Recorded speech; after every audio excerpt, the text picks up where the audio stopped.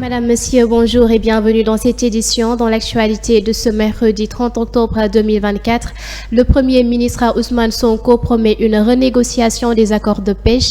Également dans l'actualité, Macky Sall, ancien président du Sénégal, reporte son retour au Sénégal. Au volet politique, Abass Fall dément sa convocation à la gendarmerie. C'est tout pour les titres et tout de suite le développement.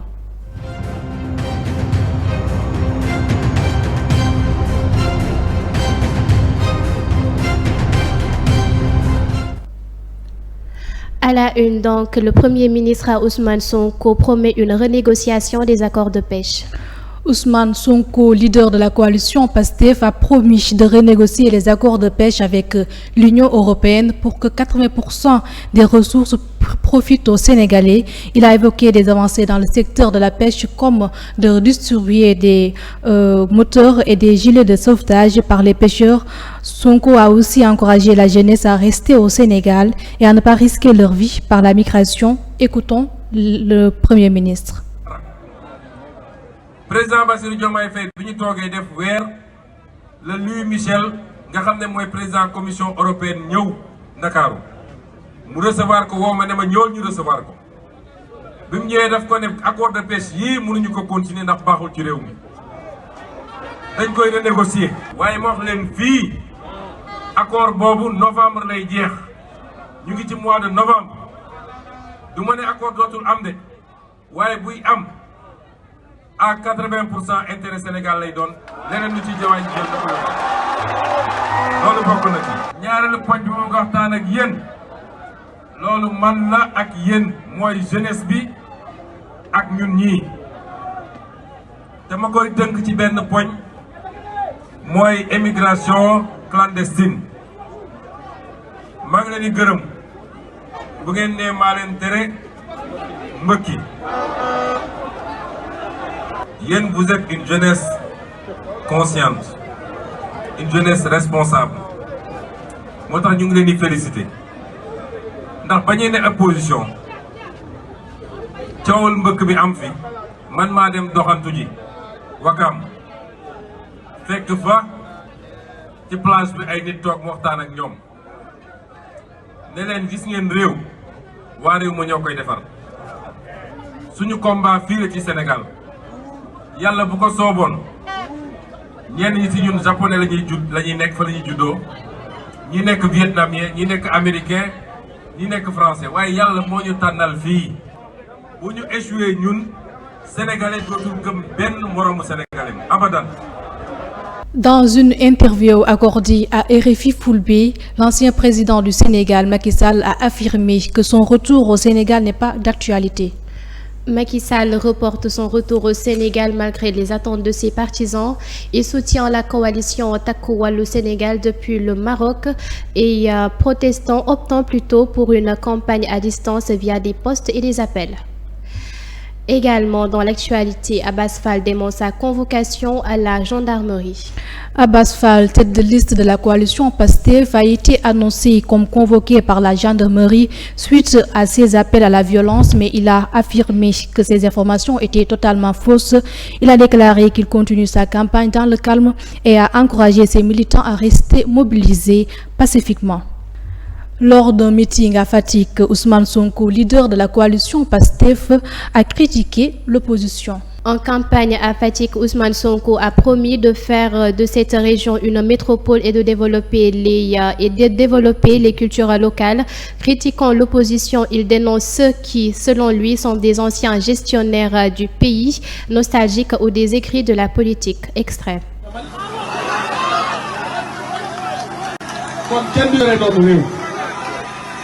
Ziguinchor bi nga xam ne maa doon maire ba ñetti at a ngi nii lépp la ñu téye woon bateau ba du fa dem aéroport ba ñu arrêté ko pour électrification rurale ñu arrêté ko waaw xanaa nu mu tuuti am na juróom nit Ziguinchor yoo xam ne ba teeloon nañu nguur gi di jóge kon même maire bu ànd ak ñun lay ak xam di ak waa Fatick dinañ leen ko jox ba mu mat sëkk noonu la démocratie di doxee. moo tax ñun dañoo bëgg politique Sénégal ñu yóbbu ko beneen niveau jëlee ci politique bi ñu nekkee woon bi ñu duggee ci dëkk bi nag ba léegi xale yi nga xam ne ñu ngi toppoon ci caravane bi ña ngi ma topp naan tali bi tali bi tali bi.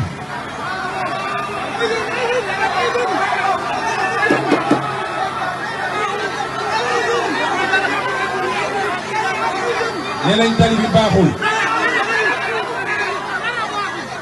man dama xaw a gêné wu xam ngeen ndax lan man su ma ne woon tali yi baaxul waaye dafa mel ni benn tali moo am Fatick finalement ci loo xam ne capitale régionale la kon problème am na.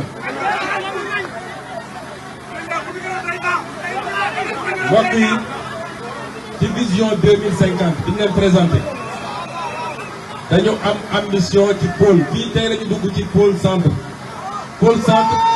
moo boole Fatick Kaolack ak Kaffrine loolu mooy pôle centre muy nag pôle bokk ci pôle yu ëpp doole ci pôle yi ndax li ñu nekk ci koom-koom ci capacité ak ci potentiel ci wàllu mbay ku dégg ñu wax centre rek da nga naan bassin arachidier da nga naan dugub da nga naan mboq da nga naan suuna yooyu yëpp mi ngi fii moo tax lenn rek laay jukki ci lu gàtt mbirum mbay dinaa ko wax bu ma demee bu soobee yàlla Kaolack mbirum ndox mi dinaa ko wax bu ma demee booru Foundiougne waaye fii Fatick li ma fi wax ñaari ndaw la dañ leen wax ni ci projet bi dañoo bëgg Fatick doon une métropole régionale à l'horizon 2050. xam nga métropole yi dañ koo segmenté dafa am lu ñuy wax les métropoles d'équilibre loolu mooy les très grandes villes Ndakaaru da nga koy génne de côté moom mégapole la léegi waaye dañ ne il faut des métropoles d'équilibre am des métropoles régionales am des métropoles secondaires Fatick dañu ne dañoo bëgg mu nekk une métropole régionale loolu nag liggéey bu bëri la laaj ndax Fatick bii ma gis nag bu leen ko jàppee xaste ne yéen a njëkk a wax jàmbatu Fatick bii ma gis nii yàlla xam na ni sori na loolu niveau boobu ndax waa Fatick pare nañu pour ànd ak ñun ñu liggéey loolu. On passe à l'actualité internationale. France-Maroc, 22 accords pour relancer la coopération. Le président français Emmanuel Macron et le roi marocain Mohamed VI ont signé 22 contrats d'investissement d'une valeur totale de 2 milliards d'euros. Ces accords portent sur les domaines comme les infrastructures et la transition énergétique visant à moderniser l'économie du Maroc. Cette visite est aussi marquée par un changement de la France sur la question du Sahara occidental, ce qui pourrait affecter les relations avec l'Algérie. Regardons l'extrait. Emmanuel Macron a rendez-vous avec les dirigeants du pays nord-africain pour des échanges sur des partenariats commerciaux, le changement climatique et l'immigration. Le chef de l'État français s'entretiendra avec le roi Mohamed VI et le Premier ministre Aziz Akanouche, puis il s'exprimera devant le Parlement marocain. Cette visite intervient quelques mois après que la France a clarifié sa position en faveur de la souveraineté du Maroc sur le Sahara occidental par une déclaration précédée d'investissements massifs. En 3 jours, Emmanuel Macron et le roi Mohamed VI entendent sceller leur réconciliation à Rabat. Le chef de l'État français arrive accompagné de 9 ministres, dont ceux de l'économie et de l'intérieur. Le Maroc est la première destination des investissements français en Afrique et la France la première partenaire commerciale du Maroc. Tournons-nous à présent vers l'actualité sportive. Pour clore cette édition, le Ballon d'Or 2024 a couronné Rodri, l'un des joueurs de l'homme les plus talentueux du monde. Cette décision semble toutefois déplaire à Vinicius. Rodrigo remporte le Ballon d'Or 2024 malgré les pronostics en faveur de Vinicius. En protestation, le Real de Madrid a boycotté la cérémonie. Sur son compte X, Vinicius a réagi en promettant de faire 10 fois plus. Reportage. Parisienne. Pour le journaliste Mansour Loum, le joueur brésilien aurait pâti de la présence de Bellingham et Cavaral dans le top 5.